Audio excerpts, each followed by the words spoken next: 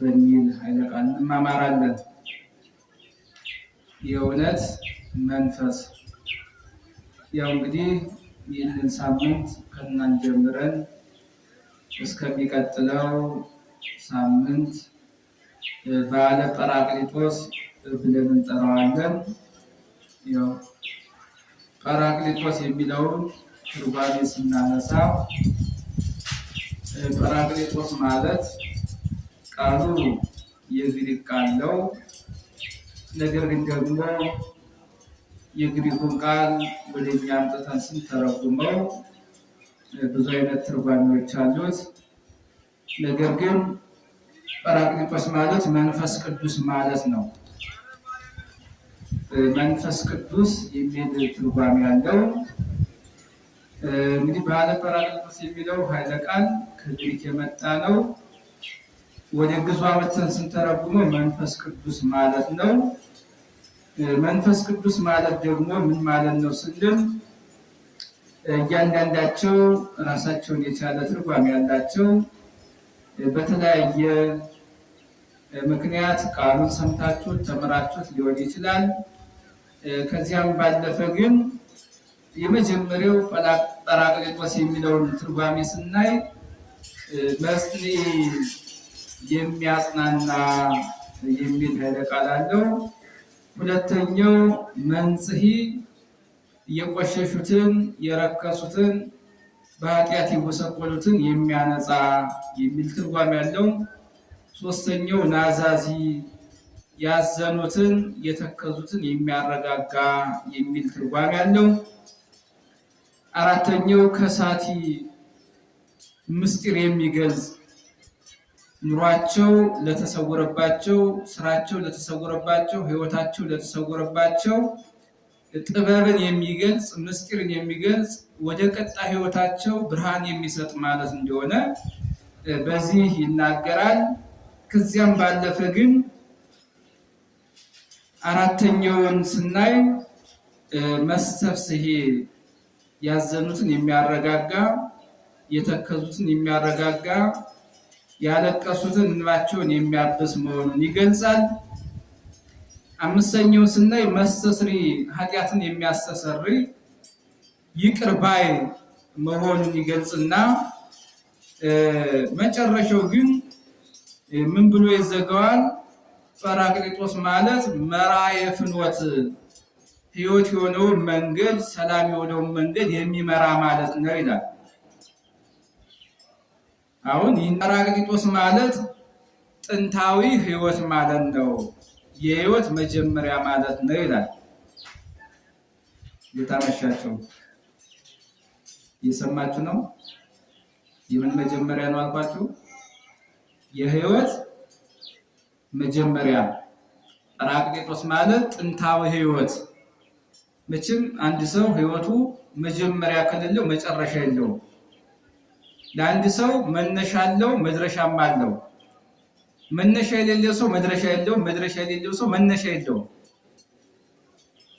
መድረሻ ለመኖራችን መነሻ ያስፈልገናል። መነሻችን ለመድረሻችን ምክንያታችን ነው እና ጰራቅሊጦስ ማለት ጥንታዊ ሕይወት፣ የሕይወት መጀመሪያ ነው። አዎ አዳምን ከአራቱ ባህርያት ከፈጠረ በኋላ ወነፋ ውስተ ገጹ ለአዳም መንፈሰ ሕይወት፣ እግዚአብሔር በአዳም ላይ የሕይወትን እስትንፋስ እፍ አለበት። ከዚያም በኋላ አራቱ ባህርያትና አምስተኛ ባህርየ ነፍስ ተከናውነውለት ሰው ሆነ የሚለውን ስም ሰጥቶታል።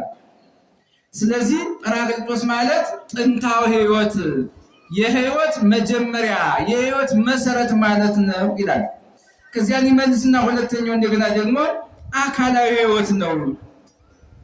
አካላዊ ሕይወትን ስናነሳ ደግሞ ለአብ ለወልድ ፍጹም አካል ፍጹም ገጽ አላቸው፣ ለመንፈስ ቅዱስም እንዲሁ አለው። አካላዊ ሕይወት ማለት የኛ ስንፋስ እፍ ብንለው ነፋስ ሊወስደውም ይችላል፣ አካሉ ሊያስም ሊጨበጥም አይችልምና ከዚያን አንጻር ሲናገር ምን አለ? አካላዊ ሕይወት ነው የሚጨበጥ የሚዳሰስ በርግብ አምሳል ወርዶ በወልድ ላይ ሲወርድ ያየ ነው እሱ ስለሆነ አካላዊ ሕይወት ነው። ከዚያስ አክባሪ ሕይወት ነው። አክባሪ ሕይወት ነው።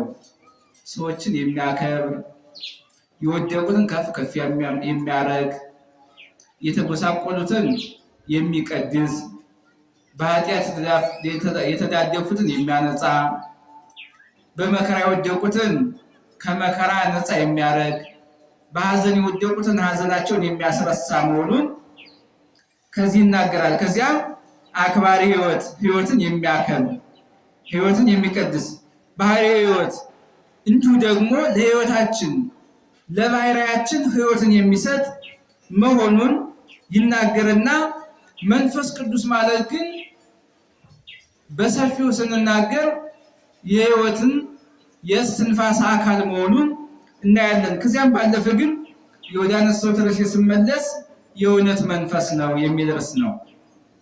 የምን መንፈስ ነው አልኳችሁ? የእውነት መንፈስ ነው። እንዲሁ ለመነሻ ጰራቅሊጦስ የሚለውንና መንፈስ ቅዱስ የሚለውን ስታዩ አንደኛው የሕይወት መንፈስ መሆኑን ያዙልኝ።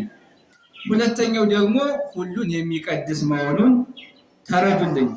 ሶስተኛው ደግሞ ኃይል ነው። መንፈስ ቅዱስ ማለት ኃይል ነው። አራተኛው አጽናኝ መንፈስ ነው። አምስተኛው በሁሉ ላይ የሚገኝ መንፈስ ነው። ስድስተኛው ሐሳብ ገላጭ ነው። ሰባተኛው ሁሉን አዋቂ ነው። ስምንተኛው ደግሞ ሁሉን በሕይወት መንገድ የሚመራ ነው።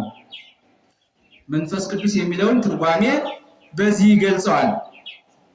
ከዚያም ባለፈ ግን ወደ እያንዳንዳቸው ስንመለስ የሕይወት መንፈስ የእውነት መንፈስ መሆኑን ስናይ ቅዱስ ዮሐንስ በወንጌሉ ምዕራፍ 15 ቁጥር 16 ላይ ሲናገር እንዲህ ይላል፣ እርሱም ዓለም የማያየውና የማያውቀው ስለሆነ ሊቀበለው የማይቻለው የእውነት መንፈስ ነው አለ። ሊቀበለው የማይቻለው የእውነት መንፈስ ነው። ዓለም ሊያየው፣ ሊሰማው፣ ሊዳስሰው፣ ሊጨብጠው የማይቻለው ነገር ግን ደግሞ ምንድነው አለ? የእውነት መንፈስ ነው። ነገር ግን ከእናንተ ስለሚኖር በውስጣችሁም ስለሚሆን እናንተ ታውቃላችሁ ብሎ ቅዱስ ዮሐንስ በወንጌሉ ምዕራፍ 14 ቁጥር 17 ላይ ይህንን ኃይለ ቃል ታገኙታላችሁ። ምዕራፍ ዮሐንስ ወንጌል 15 ቁጥር 16 ላይ ደግሞ ሲናገር ዳሩ ግን እኔ ከአብ ዘንድ የምልክላችሁ አጽናኝ እርሱም ከአብ የሚወጣ የእውነት መንፈስ ነው፣ በመጣም ጊዜ እርሱ ስለ እኔ ይመሰክራል ብሎ ወንጌሉን ያስቀምጣል። ይኸው እየተማማርን ያለነው ስለ ባለ ጰራቅሊጦስ ነው። እርሱም የእውነት መንፈስ እንደሆነ አሁን መንፈስ የሚባለው ቅዱስ ዮሐንስ ሲናገር መንፈስን ሁሉ መርምሩ ይላል። መንፈስን መርምሩ፣ የእውነት መንፈስና የሐሰት መንፈስ አለ ማለት ነው። እውነተኛ የሆነ የሚጨበጥ የሚዳሰስ መንፈስ አለ፣ ሐሰት የሆነ ደግሞ የምታት መንፈስ አለ እና ቅዱስ ዮሐንስ እውነት የሆነውንና ውሸት የሆነውን መንፈስ መርምሩ፣ የሐሰት መንፈስ እንዳለ እናስቀምጥልናል። ከዚያን ይህን ከተናገረ በኋላ ዮሐንስ ወንጌል ምዕራፍ 16 ቁጥር 13 ላይ ሲናገር ግን አለ እርሱ መንፈስ ቅዱስ የእውነት መንፈስ በመጣ ጊዜ ወደ እውነት ሁሉ ይመራችኋል፣ የሚሰማውን ሁሉ ይናገራል እንጂ ከራሱ አይናገርምና የሚመጣውንም ይነግራችኋል ብሎ ይህ ዮሐንስ ወልደ ነጎድጓድ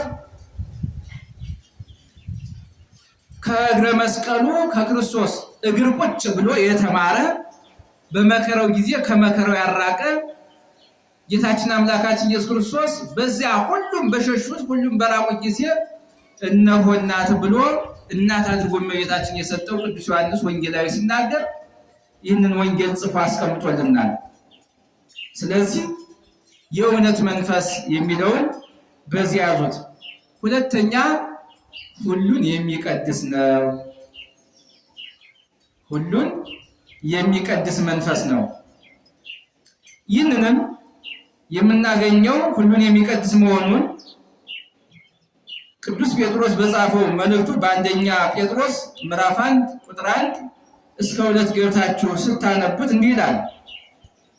የኢየሱስ ክርስቶስ ሐዋርያ ጴጥሮስ እግዚአብሔር አስቀድሞ እንዳወቃቸው በመንፈስ እንደሚቀደሱ ይታዘዙና በኢየሱስ ክርስቶስ ደም ይረጩ ዘንድ ለተመረጡት በጳጦስና በገላትያ በቀጰዶቅያ በእስያ በቢታንያ ለተበተኑ መጻተኞች ጸጋና ሰላም ይብዛላችሁ ብሎ ያስቀምጣል።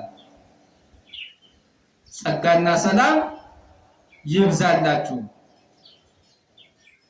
ብሎ ቅዱስ ጴጥሮስ ይህንን ኃይለ ቃል አስቀምጦታል። አሁን ይህንን ኃይለ ቃል ደግሞ የሚቀድስ መሆኑን ነው። 1 እስከ 2 ገብታችሁ አነቡት።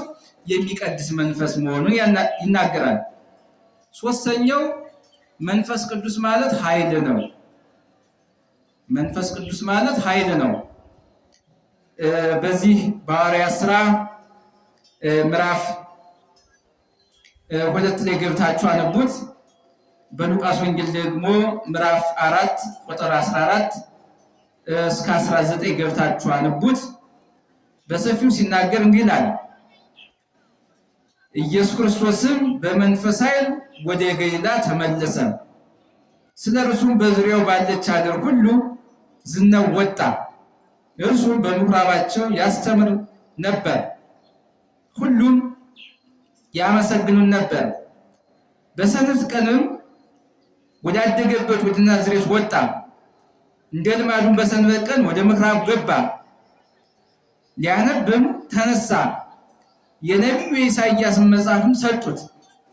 መጽሐፉንም በከፈተ ጊዜ የጌታ መንፈስ በእኔ ላይ ነው፣ ለድሆች ወንጌልን እሰብክ ዘንድ ቀብቶኛልና፣ ለታሰሩት መፈታትን፣ ለዕውሮች ማየትን እሰብክ ዘንድ፣ የተጠቁትንም ነፃ አወጣ ዘንድ፣ የተወደደች የጌታን ዓመት እሰብክ ዘንድ ልኮኛል ተብሎ የተጻፈበትን ስፍራ ማገኘ ይላል።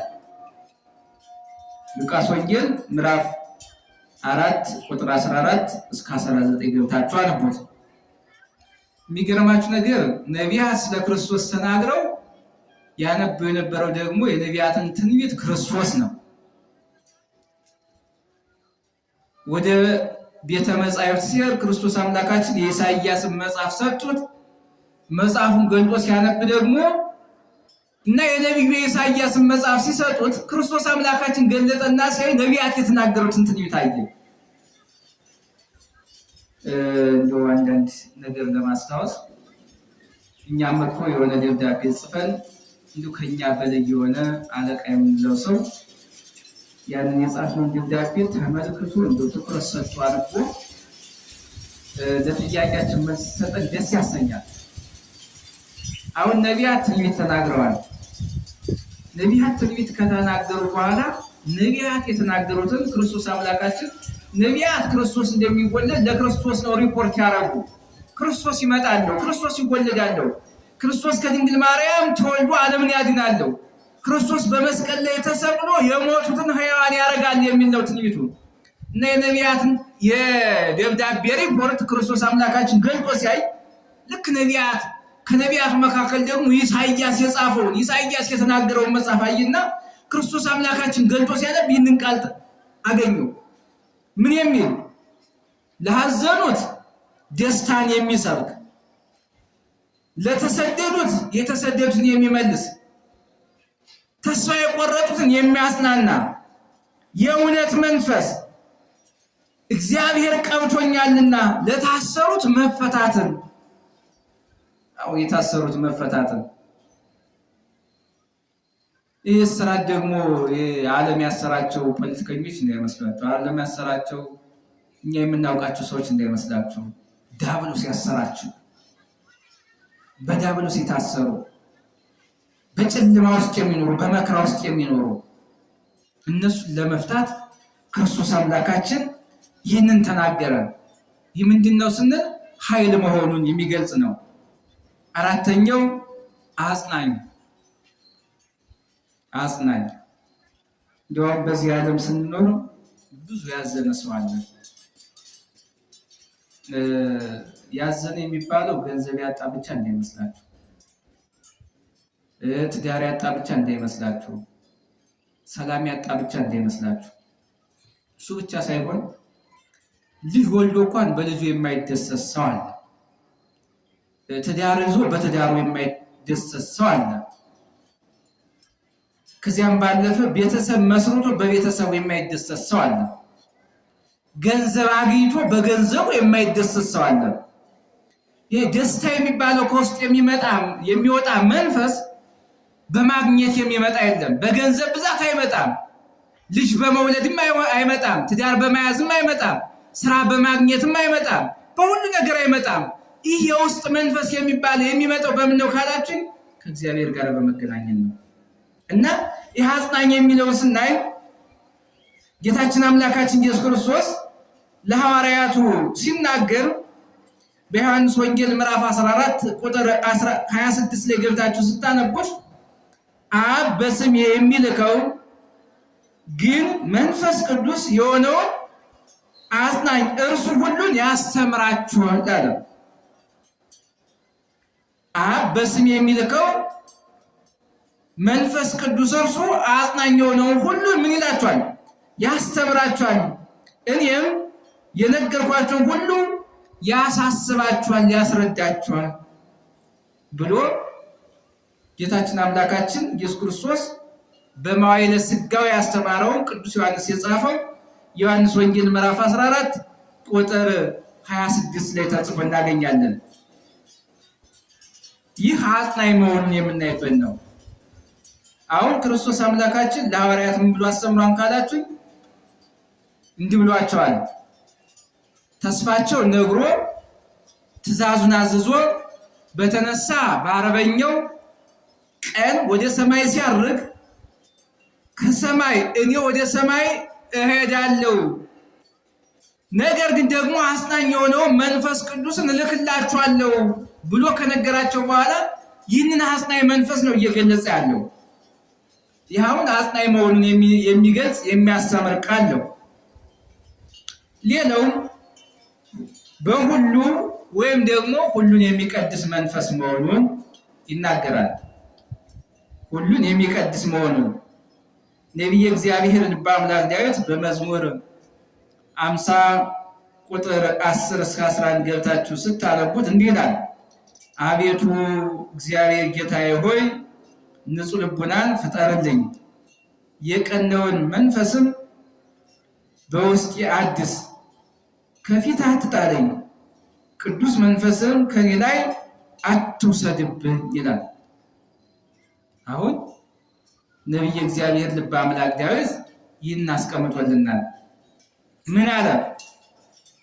አቤቱ እግዚአብሔር ጌታ ሆይ ንጹሕ ልብን ፍጠርልኝ፣ ከዚያስ የቀናውን መንፈስም በውስጤ አድስ፣ ከፊትህ አትጣለኝ፣ ቅዱስ መንፈስን ከኔ አትውሰድብኝ።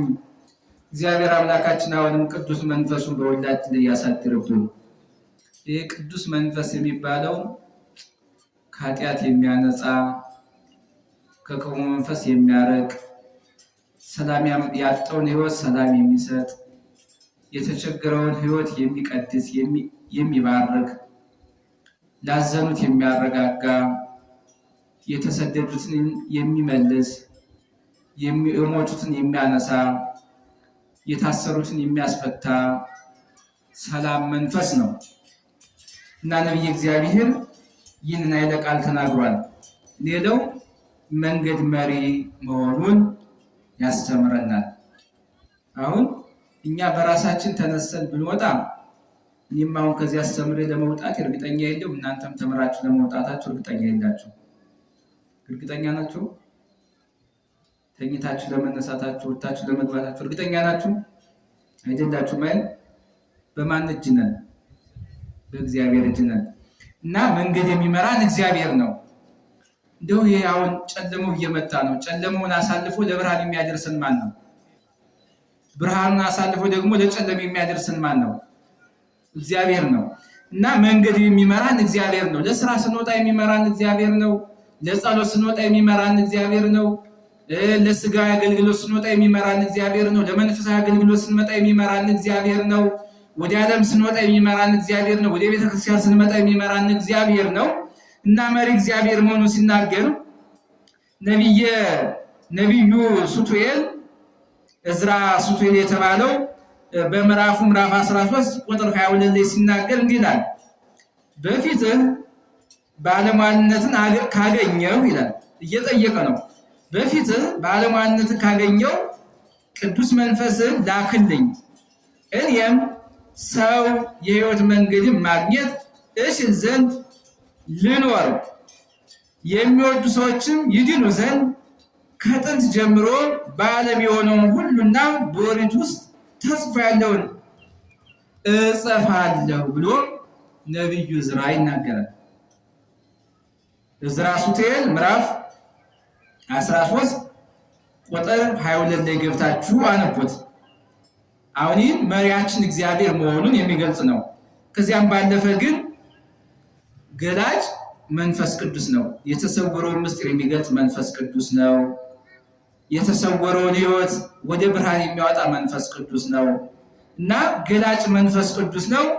ይህንን ደግሞ ሲናገር ጠቢቡ ሰሎሞን ምዕራፍ 1 ቁጥር 5 ላይ ሲናገር እንዲህ ይላል።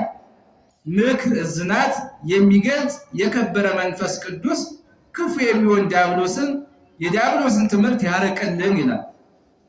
የማንን ያረቀልን? የዲያብሎስን ትምህርት ያረቀልን። ካለቆችም ልቡና ዲያብሎስን ድል ነስቶ ይሂድልንና በመጣ ጊዜ ክፉ የሚሆን ዲያብሎስን ይዘልፈው ብሎ በመጽሐፈ ጥበብ ምዕራፍ 1 ቁጥር 5 ላይ ገብታችሁ አነቡት።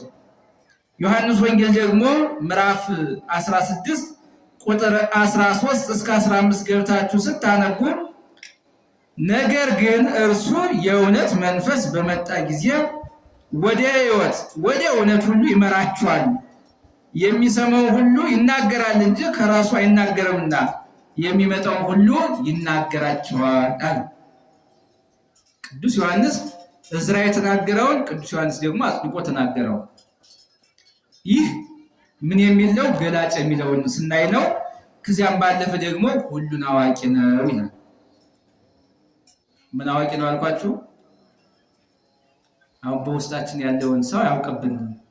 እግዚአብሔር ግን ያውቀዋል አያውቀውም? ያውቀዋል። ነቢይ እግዚአብሔር ልበ አምላክ ዳዊት ሲናገር እንዲህ ይላል፣ ልቡና የመረመረውን ኩላሊት ያጤሰውን አንተ ታውቃለህና አቤቱ እግዚአብሔር አምላክ ሆይ እንደ ቸርነትህ ምራኝ ነው። ከሰው የምንሰውረው ነገር ይኖራል። ለምሳሌ ሚስት ከባሏ የምትሰውረው ነገር ይኖራል። ባልም ከሚስቱ የሚሰውረው ነገር ይኖራል። የንስሐ ልጅ ከንስሐ አባቱ የሚሰውረው ነገር ይኖራል። ከዚያም ባለፈ መግለጽ ላለብን የምንገልጸው፣ መግለጽ ለሌለብን ማንገልጸው የምንሰውረው ነገር አለ። ግን ከእግዚአብሔር ይሰወራል? አይሰወርም። እኛ ልንሰውረው እንችላለን። ኃጢአት ሰርተን እግዚአብሔር የማያውቅ ልናደርገው እንችላለን። በደል ሰርተን እግዚአብሔር የማያውቀው ነገር ሊመስለን ይችላል። ሰውን ገለን እግዚአብሔር አላየንም አልሰማንም ልንችል እንችላለን። ለወንድማችን የመውደቂያ መሰናክል ጉድጓድ ቆፍረን እግዚአብሔር አያውቀውም ልንል እንችላለን። ግን እግዚአብሔር ምን ይለዋል? ያውቀዋል። እና ይህንን ሲናገር ሁሉን አዋቂ መሆኑን ሲናገር የእግዚአብሔርን መንፈስ የያዘ ያዘዘ ወይስ አማካሪ የሆነ ሆኖ ያስተማረ ማን ነው? ወይስ ከማን ጋር ተማከረ? ወይስ ማን መከረ? የፍርድን መንገድ ማን አስተማረው? ዕውቀትስ ማን አስተማረው? የማስተዋል መንገድስ ማን አሳየው? ይላል። ለማን? ለእግዚአብሔር። ለእግዚአብሔር አማካሪው ማን ነው? ለእግዚአብሔር ያስተማረው ማን ነው? ለእግዚአብሔር አማካሪ ሆኖ የተሰየመው ማን ነው? ለእግዚአብሔር ፍርድን ያስተማረው ማን ነው? ለእግዚአብሔር የእውነትን መንገድ የነገረው ማን ነው ብሎ ነው የሚናገረው። ይህን ማን የተናገረ ካላችሁኝ ኢሳይያስ ምዕራፍ 40 ቁጥር 13 እስከ 45 ገብታችሁ ብታነቡት በሰፊው ታገኙታላችሁ።